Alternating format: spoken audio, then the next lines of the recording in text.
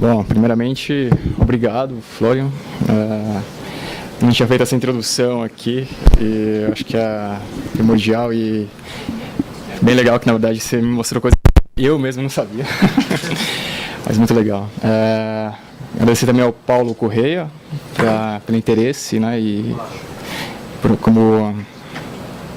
Vocês estão conseguindo me ouvir? Tá, tô falando mais perto aqui. E agradecer a presença de todo mundo, que é um dia meio chuvoso e frio, mas, né? E é uma honra estar aqui no Mackenzie, de volta. Já fazem quase 10 anos que a gente se formou. Me formei em 2006 aqui, e quase 9 anos atrás. E eu saí do Brasil em 2010, após ter trabalhado na KV, na Königsberger Invanuk. Eu fui fazer um mestrado na Architectural Association, que eu fiz o curso que o Patrick fundou lá, que é o sócio da Zaha. E em seguida, logo após a conclusão, acho que no dia depois assim, da conclusão, eu já comecei na Zaha e estava lá por 3 anos, desde 2012. Quero pedir desculpas aqui pela apresentação, que ela foi meio que um mix de... Ela foi desenvolvida em inglês e português. Não, desculpa, inglês e espanhol. E a minha língua também, que estava meio ambientado dentro do escritório, então alguns termos podem escapar aí, mas qualquer coisa só me interromper que eu explico melhor aqui. Bom, o escritório foi fundado em 79 pela Zaha, né? Depois que ela trabalhou com Hein Koolhaas no OMA, né? Eles estudaram juntos lá na AA. Ela ensinou na AA também por um bom tempo. Ela ficou famosa pelo Vitrol Fire Station, como ele explicou, o Aquatic Center em Londres, que ficou pronto em 2012 para as Olimpíadas, o Maxi Museum, como o Flávio explicou, e eu tive um dos primeiros contatos com ela aqui na faculdade, nas aulas de teoria, e ela fazia parte, ela foi colocada junto, né, com The Constructivist Architecture Exhibition, que foi feita em Nova York, curada pelo Philip Johnson, e ela ficou associada ao movimento deconstrutivista também, naquela época. Ela também ganhou o prêmio Pritzker em 2004, ela foi nomeada Dame pela realeza inglesa em 2012. Ela ganhou os prêmios Stirling Prize em 2010, 11 e 12, pelo Maxi Museum, o Evelyn Grace Academy, que é aquele do topo, deixa eu pegar aqui. É uma escola, e o Aquatic Center. E ela trabalha com várias escalas de projetos, desde joias até planos urbanísticos. Os projetos são todos internacionais, tem obras em 55 países. Mais recentemente agora no Rio, está sendo feito um residencial. Ela tem um perfil bem experimental, né, como o Flório mostrou. E ela tem ciclos, né, de experimentos, assim, de pesquisas dentro do escritório, né, que foca nessas novas tecnologias, bem para essas características que ele explicou. E hoje em dia é muito usado simulações e modelos paramétricos, né. Ela tem estúdios em várias universidades pelo mundo. Ela tem um curso de 5 anos em Viena. Você pode fazer um curso Zaha de 5 anos lá, uma coisa um tanto estranha, mas ela tem também, ela é professora convidada em Illinois, Columbia, Harvard. O escritório é sediado em Londres, são quase 400 pessoas lá em Londres, e ela tem 2 filiais na China e uma na Alemanha. E a equipe também é toda internacional, é 99% internacional, é raro ver algum inglês lá dentro. E com gente de todas as nações, praticamente. Eu vou fazer um enfoque assim, da palestra aqui sobre o parametricismo, que é um conceito extenso, mas eu vou fazer só um recorte aqui por causa dessa palestra. E eu acho melhor explicar para alguns projetos também, que eu acho que fica mais fácil de entender. É um conceito que permeia os projetos produzidos no escritório, e eu acho que é desde de quando ela usava a pintura ainda, acho que o parametricismo acabou caindo em cheio, assim, de mão cheia, assim, para ela. Ela faz uso do parametricismo para exprimir os projetos dela, né? E depois eu vou passar pelo projeto de Monterrey, que é um projeto que no México, que eu trabalhei nele por 2 anos. Eu posso te passar todo o processo, desde o conceito, né, até quando ele foi entregue no projeto básico. E, bom, só falando um pouco do Patrick Schumacher, ele é o cara que está tentando dar direção a esse termo, né? Então, eu vou fazer um recorte por ele, pelo conceito dele. Ele lançou 2 livros recentemente, Autopoiesis of Architecture, volume 1 e 2, são bem grossos.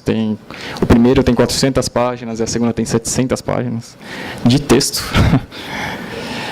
Ele é sócio da Zaha desde 88. Ele também, acho que se pode ver claramente a influência dele antes Patrick e depois Patrick. Acho que é um jeito que muitas pesquisas sobre ela também acontecem, né? E ele é um grande responsável pelo sucesso do design produzido hoje em dia. Ele tá envolvido em todos os projetos do escritório e ele co-ensina, né, junto com a Zaha nessas universidades.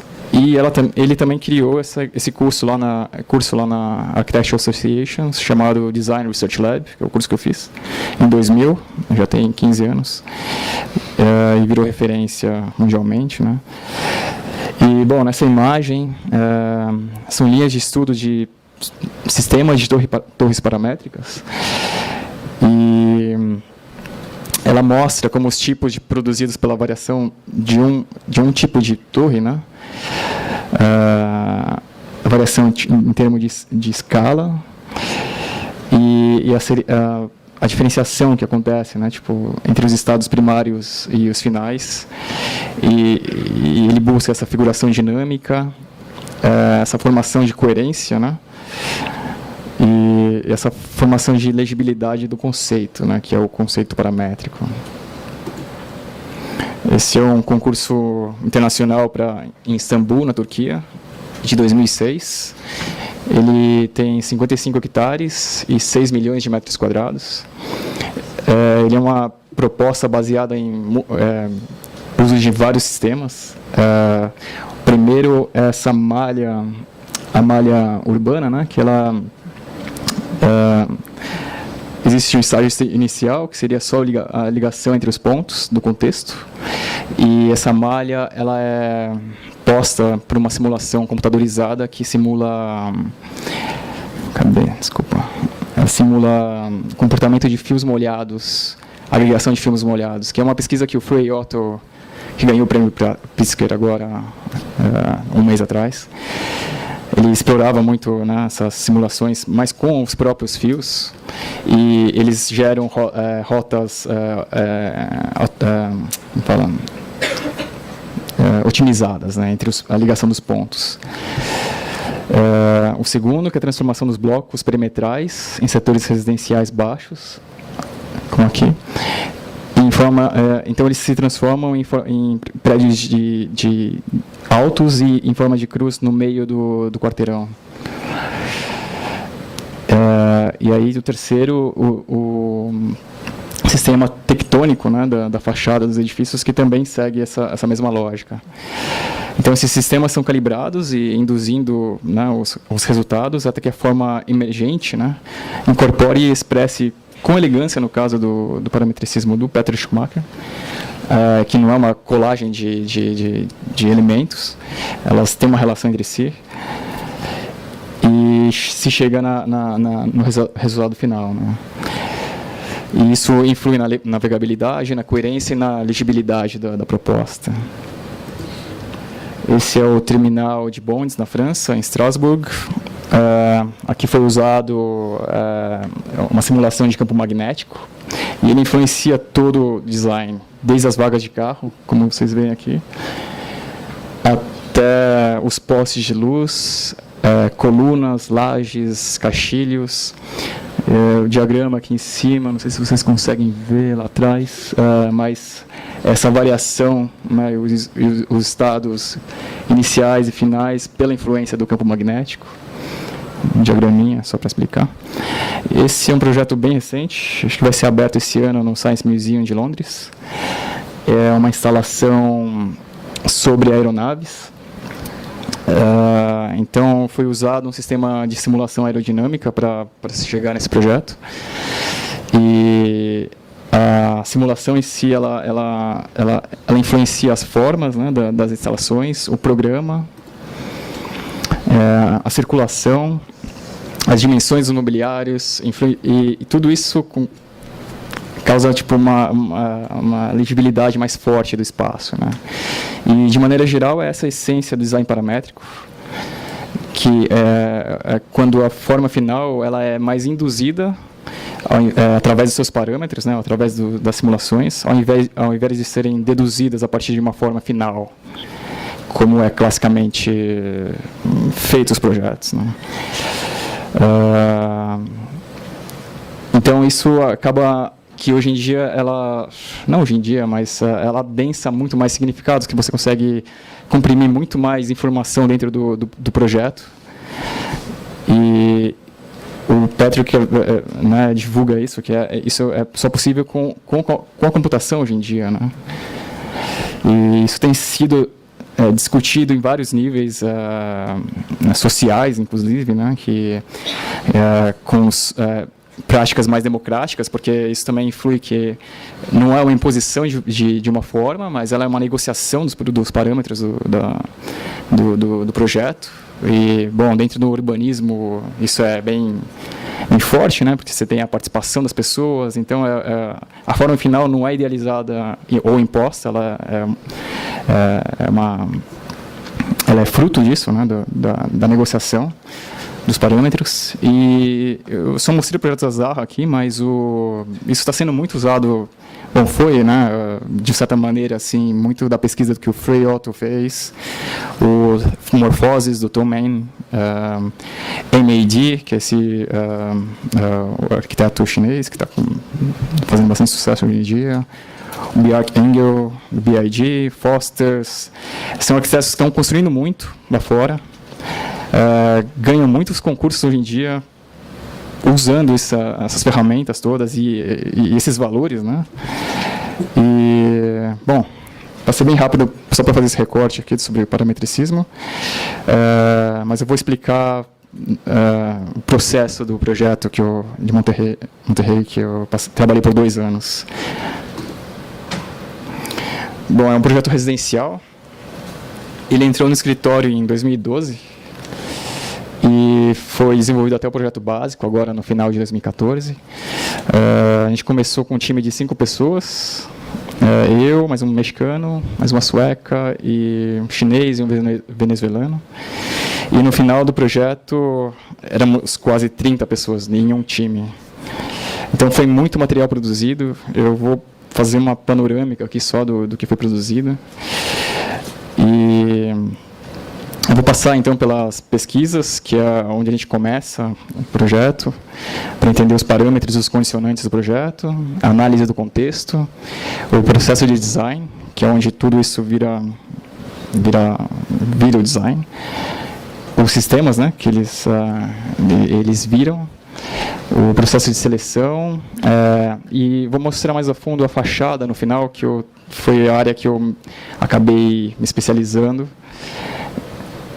que eu trabalhei a maior parte do tempo, né? E se der tempo, que a gente está... Eu vou mostrar um pouco da construtibilidade, mostrando para vocês o nível de detalhe que a gente chegou nesse projeto. O projeto se localiza em Monterrey, que fica na região nordeste do México, né?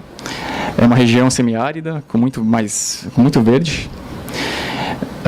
Ela fica a 13 quilômetros do centro de Monterrey e fica num vale, né, entre entre os parques Serra de la Silla e Las Cumbres.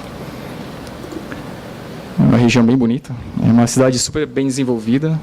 Ela tem 1.136.000 habitantes e ela é a nona em tamanho no México. E é considerada a mais avançada do México. Ela tem projetos do Tadauan, do Foster's, então eles investem bastante em cultura. E esses são alguns dos cenários locais. Ela tem pôres do sóis incríveis, né? E essa paisagem super dramática, né? Que essas montanhas são super imponentes e dramáticos, né? Esse é o escopo do trabalho. O quarteirão inteiro é do cliente. O shopping center fica aqui nessa metade do terreno e a outra metade é o escopo do projeto, que tem 56.500 metros quadrados, e quando ele já veio para a gente, ele já tinha sido aprovado com essa divisão de lotes de mais ou menos 5.000 metros quadrados, e o parque no meio que faz a transição entre a área residencial e o shopping. O projeto residencial seria lançado com a conclusão do shopping, que deve estar sendo concluído agora, mas eu não sei agora porque esse projeto foi posto on hold. As praças de alimentação e os espaços cívicos do shopping estão situados nessa porção que faz proveito do parque. E, bom, aqui tem uma via de alto tráfego a leste, e ao norte existe essa área residencial de prédios bem baixos, de 2, no máximo 3 pavimentos. São algumas fotos do local. Então, você pode perceber que a presença da montanha é super dramática e imponente, né? E as alturas baixas aqui do entorno. Então, essas aqui são as vias de acesso. Lilás como as vias primárias, azul como as secundárias, verdes como as ruas internas. O acesso é majoritariamente feito por carros, e o acesso da área residencial é a seta azul e no shopping de vermelho. Esse aqui é um diagrama com as vistas do terreno, né? Então é uma característica valiosa para as unidades fazerem uso dessa vista, né? E Lilás é a vista que a gente achou mais privilegiada, né? Que ela faz uso do parque, do que se propor, né? Na região perimetral, e as montanhas ao fundo, né? E aqui é um diagrama de nível de ruído, né? Que essa via expressa, ela é tem um nível de ruído muito grande. Então, um dos conceitos do projeto é que o projeto deva bloquear a interferência da via expressa, por causa do barulho, né? E ela deve aumentar a relação com o entorno, com essas casas baixas, né? Que vocês viram. Isso aqui é uma análise ambiental, é a sombra acumulada pelo período de um ano. Monterrey fica no hemisfério norte, então a face mais ensolarada, na verdade, é a sul, diferente aqui do Brasil. E é próximo ao trópico de Miami, né? Então em circunstâncias bem parecidas com a posição do Sol. Aqui é a topografia do terreno, é um terreno razoavelmente plano. A maior variação é dessa ponta leste para oeste, com 320 metros. E esse é o briefing que veio para a gente, né? Ele já veio com um número determinado, já aprovado, de unidades, mas que poderiam ser rebalanceadas se os lotes fossem combinados, né? São 981 unidades, apartamentos de 1, 2 e 3 dormitórios, lofts, penthouse, e são edifícios baixos, são 8 mais térreo na porção leste e 7 mais térreo na porção oeste. E aqui a pesquisa é uma parte importante do projeto, são onde os sistemas são discutidos e escolhidos, né, e testados no projeto. E a gente gasta aí umas semanas fazendo essa pesquisa. Os times lá dentro do escritório não são especializados em residencial ou etapas do projeto. Um time pode estar fazendo um design de um garfo em um momento e um master plan no próximo projeto. E então tudo começa assim meio que do zero, o que é bem legal, né? E não há receitas para os projetos, né? Então muita coisa pode surgir nesse processo. Não é nada produtivo, mas eu acho que também é daí que sai a grande parte das inovações que acontecem lá dentro, né? Essa aqui é uma pesquisa sobre projetos internacionais, sobre as soluções e os sistemas, né?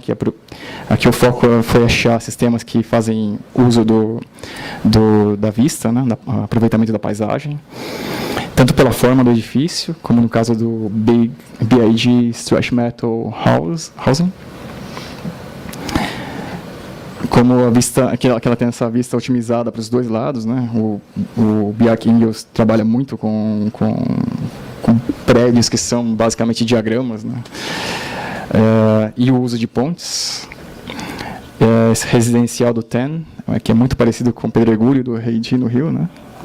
Ela tem esse movimento na implantação super forte, meio que em função também das vistas. E os balcões do VM House do BIG também. Esse Magma Towers, que ele tem esses cortes na fachada, em função de vistas também. Esse BIG 8, que ele praticamente rebaixa um canto do prédio em função da vista, né? Aqui algumas pesquisas sobre prédios e tecnologias locais. O México é um lugar cheio de prédios interessantes. A gente encontrou esses exemplos incríveis do Sordo Madaleno, com esses edifícios pontes, com fornos enormes. E, claro, os prédios comerciais do Legorreta, que trabalha muito com textura, e também colagem, né, de volumes, né. E também uma coisa que é notável no México é o uso de balcões. Tradicionalmente, eles são usados e bastante ornamentados, né, e são itens de destaque na fachada. E versões modernas existem as reinterpretações, né, então é um tema bem comum na arquitetura do México. E também é feita uma pesquisa imensa sobre as unidades residenciais. O México é bem parecido com o Brasil. Lá é comum também, né, projetos que repetem o mesmo tipo, né, ao longo da sua altura, como aqui no Brasil. Isso a gente viu como algo que é não desejável, porque a gente vê como valor aqui, tipo, criar mais variedade de tipos também, né? E o programa e layout da organização das unidades são muito parecidas aqui no Brasil também. Às vezes tem área de serviço, quarto de empregada, que é completamente diferente de apartamentos europeus. Então isso foi bom para dar, né? Por mais que eu seja brasileiro, mas o resto do time não era, então se viu, né, essa oportunidade de se propor um tipo de apartamento que seja genérico, né, em si, mas que ela crie uma variedade assim de tipos. Eu vou mostrar mais para frente como isso acontece. Uma coisa também que esse projeto tem é as amenidades, que é algo que nem tem aqui no Brasil. Então, a gente fez uma comparação do uso de tipos e a gente chegou na conclusão que apartamentos menores têm mais residentes novos, e então tem mais uso de ginástica, business centers e coffee lounges. Apartamentos médios têm residentes com filhos, então tem mais kids club, yoga e piscina. E apartamentos grandes que não fazem muito uso das amenidades públicas, né, porque eles às vezes têm as próprias delas, né. E aqui uma folha da pesquisa sobre as tecnologias que são usadas lá.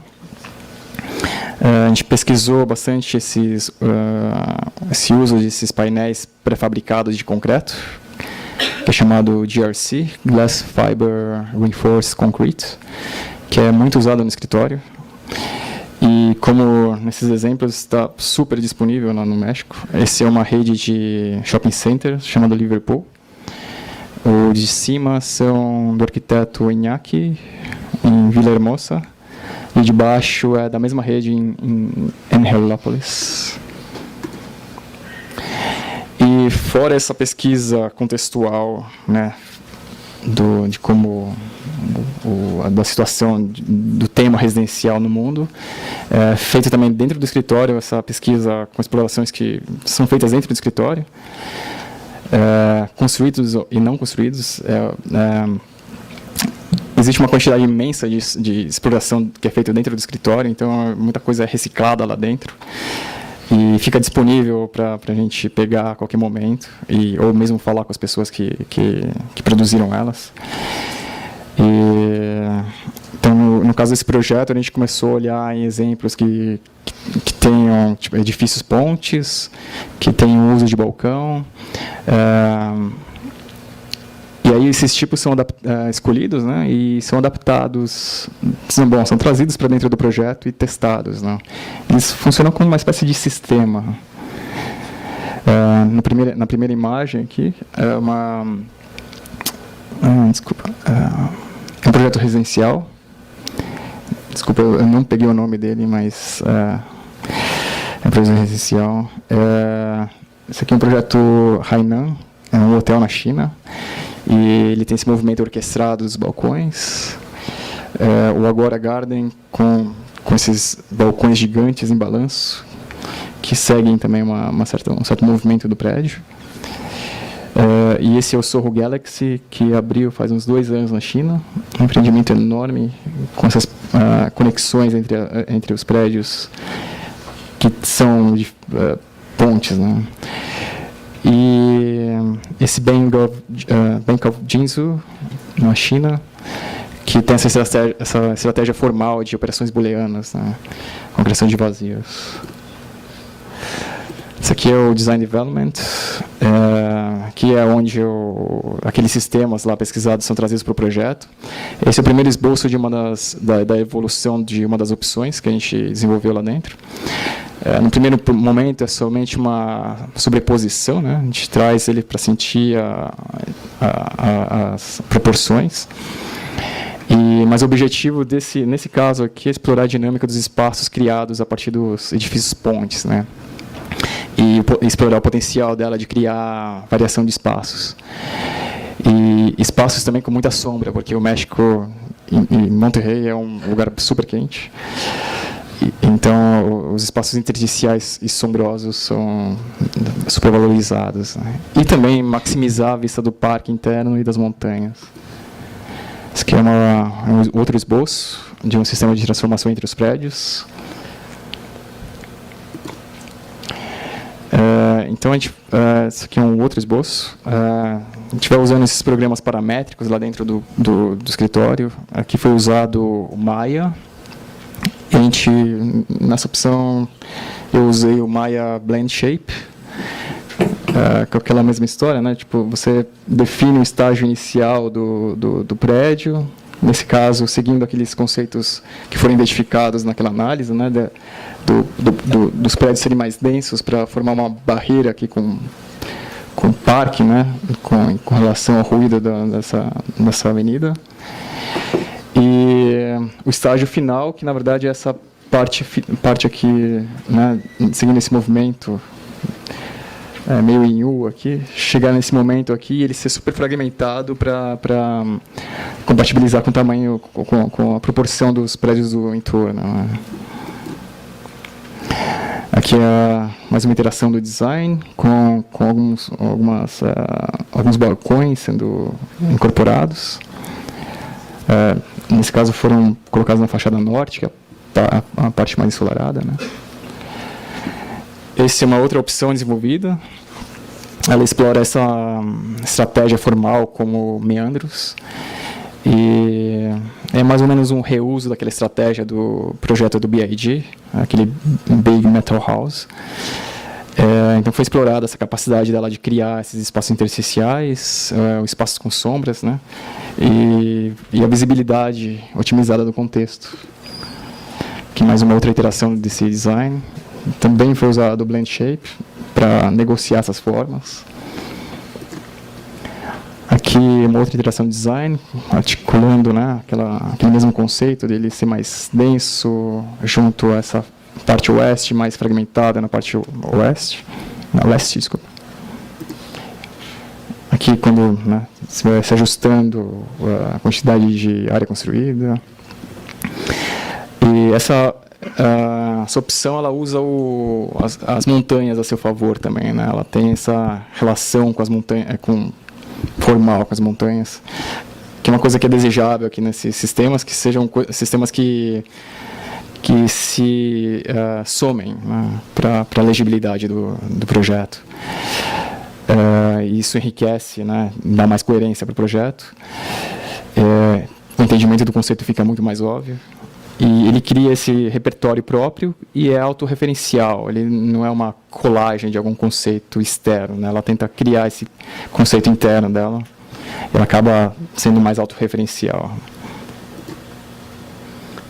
Bom, cada membro do time desenvolve umas 2 ou 5 opções, de 2 a 5 opções, trazendo aquelas referências daquelas pesquisas. E cada um faz esse mesmo sequência de estudos para cada uma das opções. E essas opções são apresentadas aos clientes, e dessa maneira que há o diálogo com os clientes, eles fazem parte dessa seleção desses conceitos. E isso aqui é um resumo do processo, né, dessa seleção de opções. É um processo bem rico, né, que a gente vai discutindo todo, articulando os sistemas, como eles estão produzindo, não produzindo valor, se eles estão adequando ao contexto ou não. Novas opções brotam, como é o caso dessa solução que acabou indo para a semifinal aqui. E o critério de escolha é sempre o cliente, as características funcionais. O cliente está sempre, na verdade, mais orientado para características mais funcionais, né? E a elegância e coerência com que ela transmite o conceito da obra, né? Essa daqui é a análise de sombras dessa opção, né, final escolhida. Ela cria bastante sombra, né, que foi um dos critérios para a escolha desse sistema. Aqui alguns diagramas ilustrando os parâmetros dessa seleção.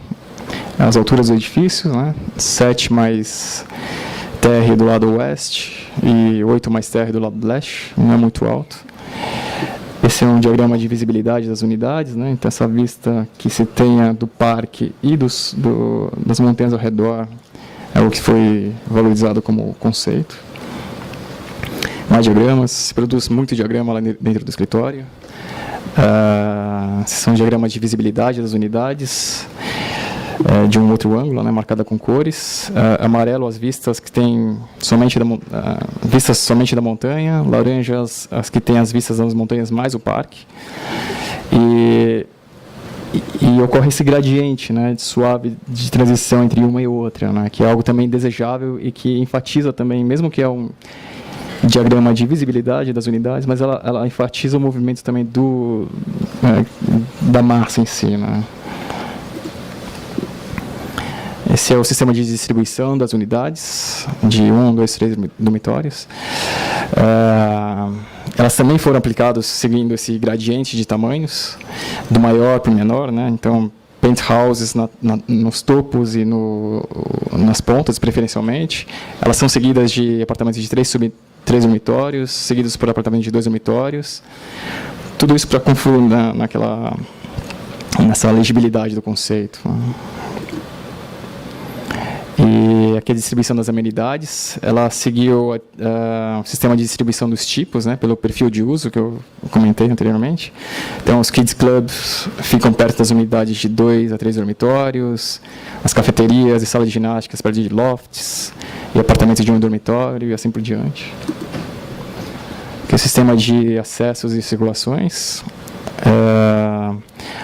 A circulação também segue esse mesmo... Todos os detalhes desse projeto seguem esse mesmo conceito, né? E tentam criar mais coerência, né? Esse aqui é um sistema de circulação que segue a forma do edifício, né? Dentro dela. E no final ela cria um repertório próprio que também facilita a navegação, que é uma coisa que o Patrick prega muito, né? E as torres de circulação vertical estão posicionadas nos limites, né, de rota de fuga. Que rápido estacionamento, ela também segue essa estratégia de organização que sugere a forma do edifício, né? Aqui é um vídeo do...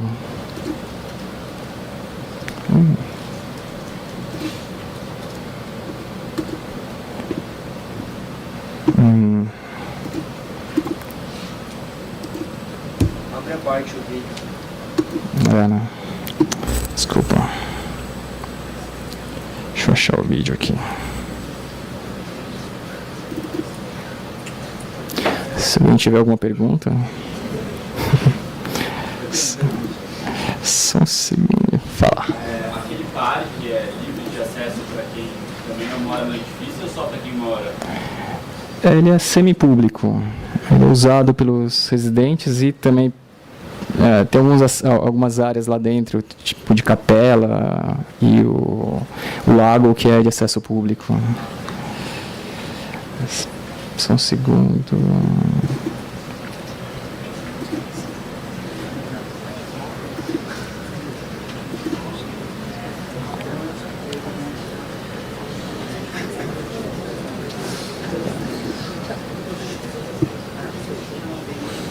Esse é um vídeo de apresentação do projeto.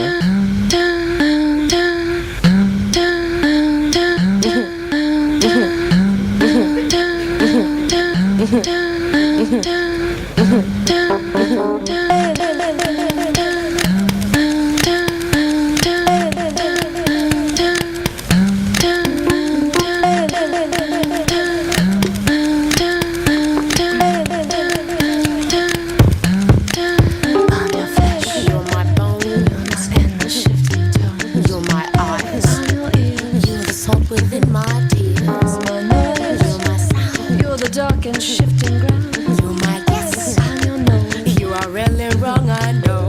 So move with me, move with me, remove, with me, remove. So move with me, move with me, remove, with me, remove. You're my dad, you're my up, you're sin I'll never give up. You're my loss, you're my first, you're my good luck and my worst. You're my love, you're my pain. You see green when I see gray, but you're my bad, and I'm your good. There are words misunderstood. So move with me, move with me, remove, with me, remove. So move with me, move with me, remove, with me, remove.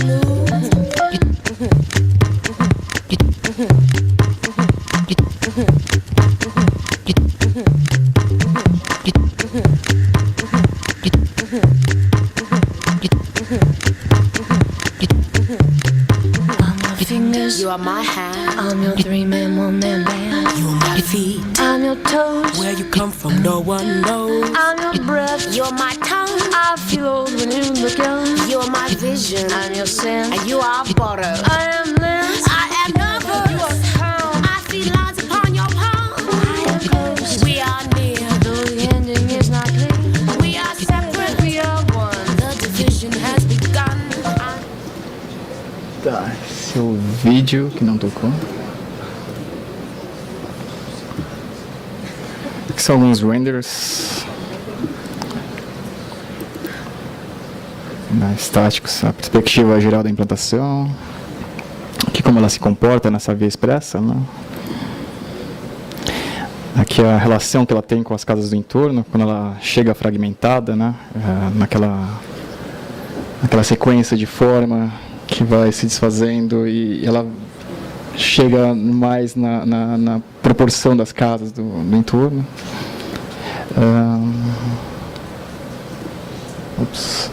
Aqui as amenidades, quando elas estão viradas para dentro do empreendimento, né? Aqui umas áreas externas. Aqui a elevação, aquele mesmo conceito que eu acabei de falar, né? Ela que dá para se notar essa permeabilidade aqui no lado leste, né, quando ela chega perto das casas do contexto, e a densificação delas na via oeste, nessa elevação de cima, e no meio a transformação, né, desses dois momentos. A altura também do prédio também ela vai baixando para se chegar no nível do shopping, dos dois lados, né? Aqui são aqueles layouts tipos, então, de novo, elas são genéricas em essência, né?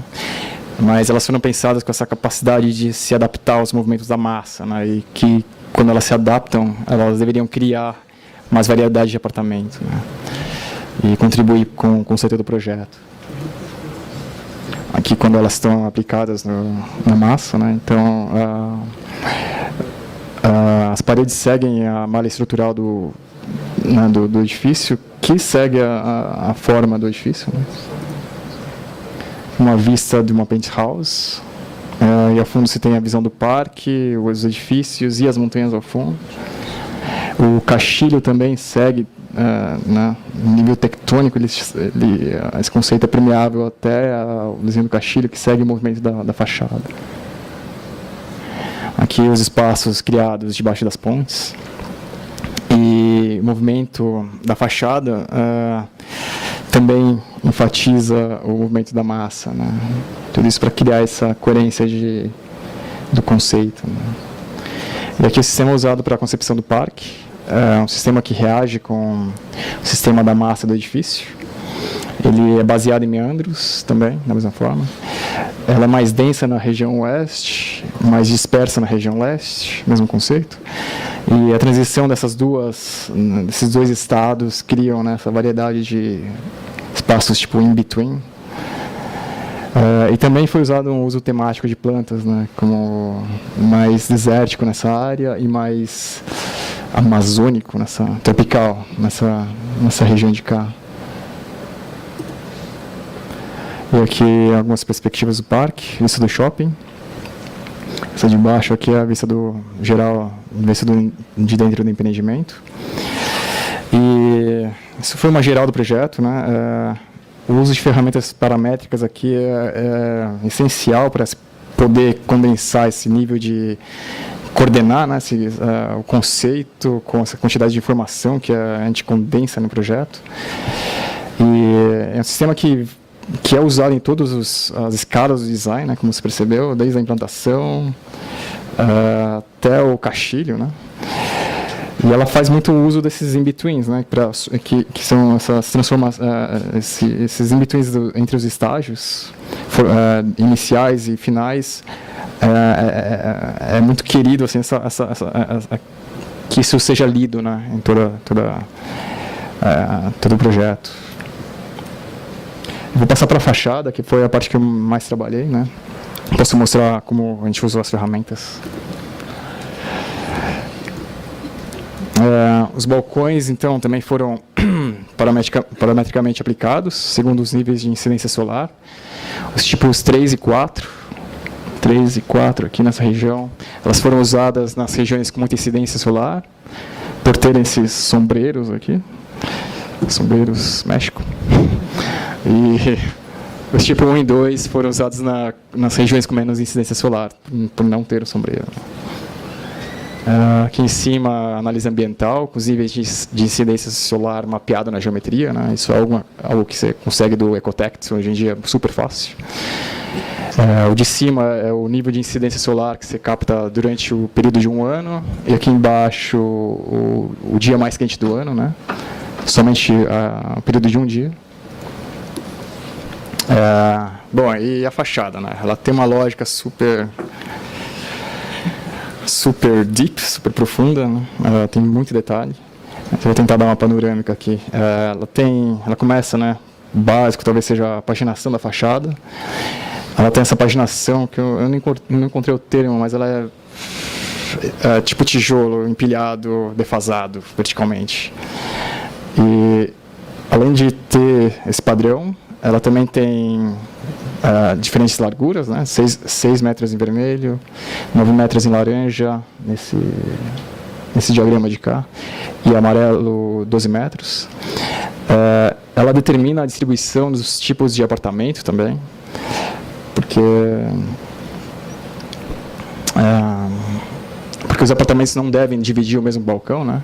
Então é um desafio coordenar a paginação, a posição dos apartamentos, a questão, né, dos apartamentos não dividirem o mesmo balcão, o alinhamento com a grade estrutural, que muda o tempo todo durante todas as fases do projeto.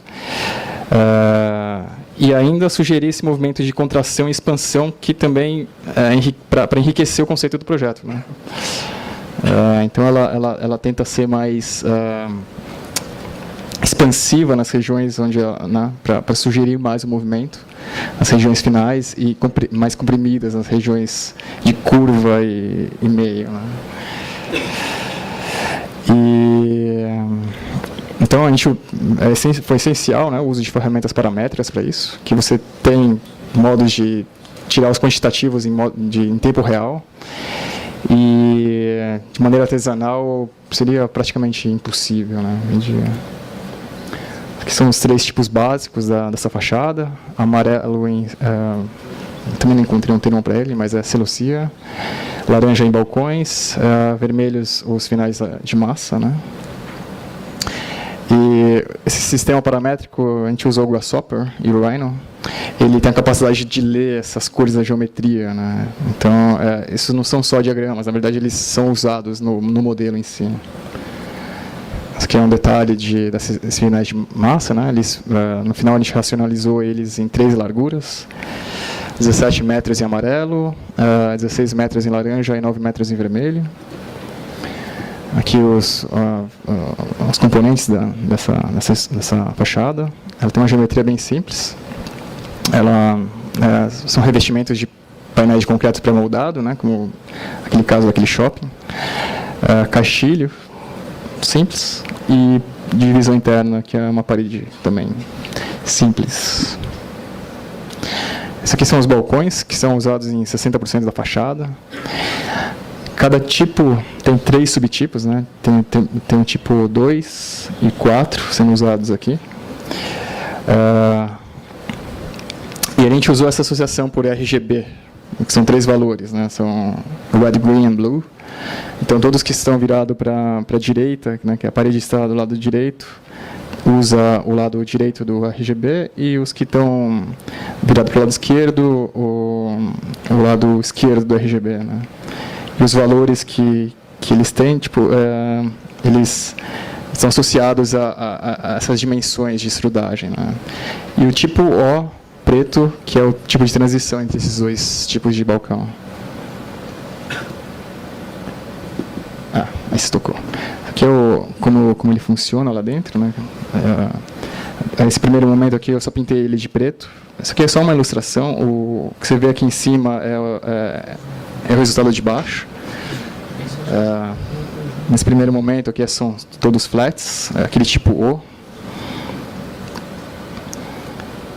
E à medida que a gente vai pintando, né, com aqueles tipos associados, a gente vai associando aqueles balcões a essas regiões. Isso, na verdade, foi uma racionalização do sistema que a gente fez, porque no começo a gente começou com um sistema de attractors, mas é muito difícil de controlar eles com as mudanças que se tem durante o processo do projeto, né? Então, isso foi uma sacada super genial, assim, que a gente conseguiu fazer. E é super visual também, porque você consegue, né, combinar as condições de escolher eles pela condição local de insolação de cada lugar, combinar ele com o movimento do edifício, controlar a quantidade de cada tipo. O quantitativo deles é dado em tempo real, quantitativo de área de revestimento, ou mesmo os tipos que estão sendo aplicados. São 50 tipos, acho que no começo tem um pouquinho disso. E brincar com cores é uma coisa de criança, né? Então é super gostoso, na verdade, fazer esse tipo de exercício. É o momento que eu mais gostava nesse processo todo aqui. E ali em cima você pode ver o resultado final, ele lê, né? Então os tipos que eu estou pintando aqui embaixo e associa os balcões. Né? Amarelo com amarelo. Essa forma como... Isso é a quantidade de tipos que é dado instantaneamente nesse processo. Aqui só dando um bake, né? Essa já é a geometria. Esse é só um preview, né, de como do balcão em si. Né, com as cores associadas. Eu tirei a cor aqui só para notar a geometria que elas correspondem, né? Então todo esse movimento é criado dessa maneira, né?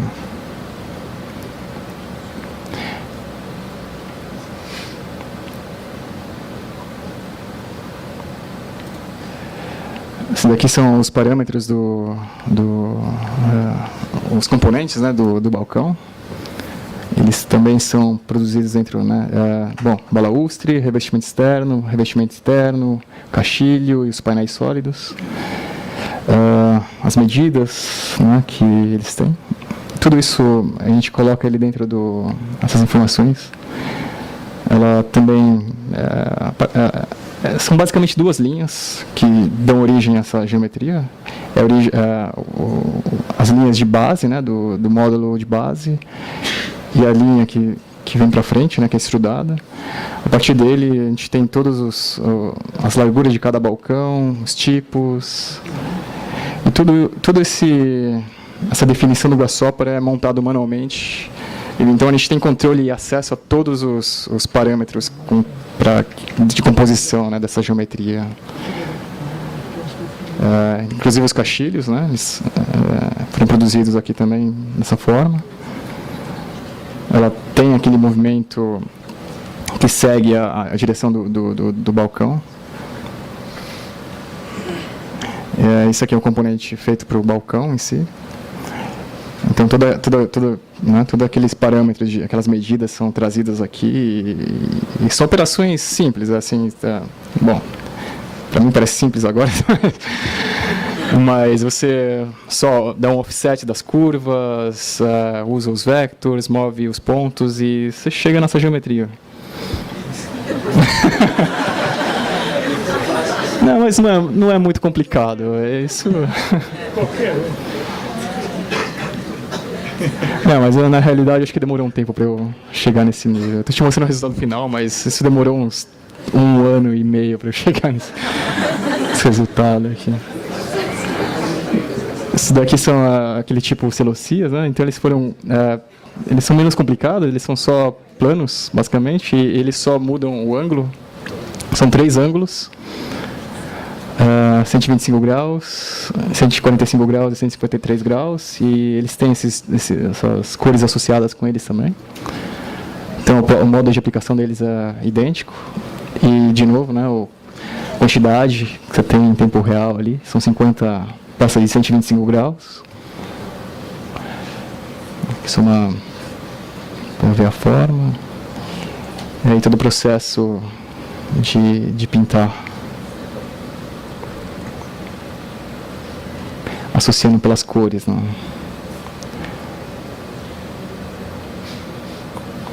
Isso aqui na realidade é um plugin do Rhino que te possibilita. Ele não vem nativamente com isso, mas é de graça, na verdade. Aliás, o Rhino é um programa mais barato que AutoCAD hoje em dia. É super disponível aqui no Brasil. O Grasshopper é um plugin do Rhino e também disponível gratuitamente. Eu acho que ele vai estar no próximo release do Rhino. O Rhino está no release 5. Acho que ele vai ser integrado dentro do Rhino, no Rhino 6. Então aqui você pode ver os tipos associados. Esse é só o preview, né, como da última vez. Quantitativo atualizado aqui em cima. Tantas unidades de cada tipo de balcão. Aqui de novo, né, as características desse balcão. E aqui de novo, como elas são produzidas dentro do Grasshopper.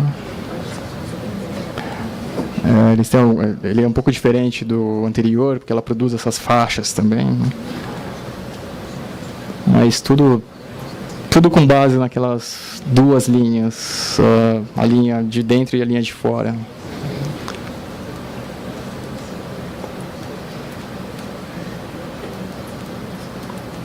Esses são os caixilhos. E aqui embaixo nessa parte aqui também ela usa também Bom, esse projeto tem mais complicações, né? Tem regiões côncavas e convexas, então essa parte aqui ela usa operações booleanas para se tirar a parte de trás. Mas consegue orquestrar né, os tipos de forma. Então são feitas várias interações no design, né, para se chegar assim, numa coerência legal assim, do projeto. O modelo é vivo, né, então a gente está lá mudando ele a todo momento. Porque, bom, eu estou falando só da fachada, mas tem também as discussões sobre as estruturas do projeto então tudo muda muito, né? Então é primordial que isso esteja vivo, né? Que seja fácil de atualizar. Então isso traz muita agilidade no processo de design, né? E isso aqui são os quantitativos que estão, né? Como eu te mostrei, ele está disponível a qualquer hora. Esse aqui é um render da fase norte. Esse aqui é o resultado do final dos sistemas, usado para esse design, né? A fachada, então, também usa essa mesma lógica do conceito. E que ela pretende, né, se somar a todos os outros sistemas que são usados no projeto, né? O parque, o embasamento do edifício, a massa do edifício, os sistemas estruturais. Eu não passei por elas, mas elas também seguem esses conceitos, a distribuição das unidades, o sistema, né, da implantação. Aqui mais um render. Não sei quando está de tempo. Deixa eu aproveitar. Temos mais 15 minutos. Como é que é, dentro dessas 30 pessoas, mais ou menos, da equipe, como é que fica esses ensaios estruturais? Como é que fica a espessura? Quem tiver balcãozão lá, sei lá, não sei quantos metros. Eu vou mostrar agora um pouco, vamos ver se dá tempo.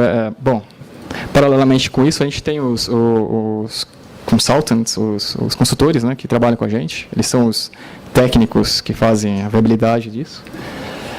E, bom, só mostrando um pouco, eu vou passar por isso já. Então, a geometria também é racionalizada. A gente chegou aqui em 92% de superfícies planas, que são todas essas superfícies brancas. 7% em superfície cilíndrica, que são esses fillets, né, de baixo. E 1,3% em superfícies cônicas, que você precisaria talvez de uma CNC para fazer o molde dela. Todas as outras é possível descrever elas com régua e esquadro, né? Então tem muita complicação para se fazer o molde delas. Essa parte da estrutura, vou só mostrar um pouquinho, é muito extenso isso aqui, mas a gente tem, né, parceiros assim dentro do escritório que desenvolvem junto com a gente, então eles realmente desenvolvem com a gente, eles dão pitacos no que a gente está fazendo, orientações de como desenvolver, eles revisam, a gente comenta e a gente chega em acordos, né, para negociar soluções, a gente muda o design, às vezes a gente tem que tem que ter uma noção de tudo o que acontece para a gente poder também propor, né, para eles as soluções. E é produzido esses documentos, né, com capacidades estruturais, eles são os responsáveis técnicos por isso. E o detalhamento foi feito em cima dos tipos produzidos, né, que foram mapeados nessas elevações. E são muitos desenhos, eu vou mostrar só uma panorâmica do que acontece. Essa aqui é a elevação 1. Bom, ela tem vários códigos, né? Esses são os códigos individuais de cada tipo. Elas são existe um tipo de cross-reference, elas são referenciadas de várias maneiras, né? Que é um mapa dos tipos aqui em cima e a localização delas, onde elas ocorrem, né? E aqui toda a estrutura que a gente vai negociando, né? Então, a estrutura metálica, detalhamento de cada tipo descrito naquela lista lá, né? Nesse documento aqui tem a quantidade de ocorrências de cada tipo, as suas localizações. Aqui um pouco de todos os tipos juntos. Eles são produzidos parametricamente também, de acordo com os inputs que a gente dá. Também são estudados os tipos de situações da fachada. Aqui o detalhe, né, da estrutura metálica, o alinhamento das fixações. Isso foi algo que a gente ficou meses discutindo. As condições dela em regiões convexas e côncavas. Então tem todo o estudo também da racionalização da estrutura, de como ela é feita. Aqui quando ela encontra a estrutura metálica das pontes. Planta, corte, fachada, interface com os vizinhos, sistema de drenagem, outro item também muito discutível. Aqui os elementos do balcão, uma perspectiva explodida, né? As placas pré-moldadas, estrutura, o balaustre. Aqui mais fixações, quando ela encontra os vizinhos, né? Mais detalhes de fixações. Tudo. O que vocês fazem? Assim, você trabalhava no balcão, aí tinha um cara que trabalhava no caixilho, aí tinha um outro cara que trabalhava na fixação. Num ponto, tipo, o projeto ele é separado, né? Cada um começa a fazer uma determinada coisa. Como que eles fazem praticamente para juntar todas essas informações? Nas entregas. A gente coordena as entregas e é uma loucura. Todo mundo produzindo, reunindo, vendo onde tem interferência e aí a entrega.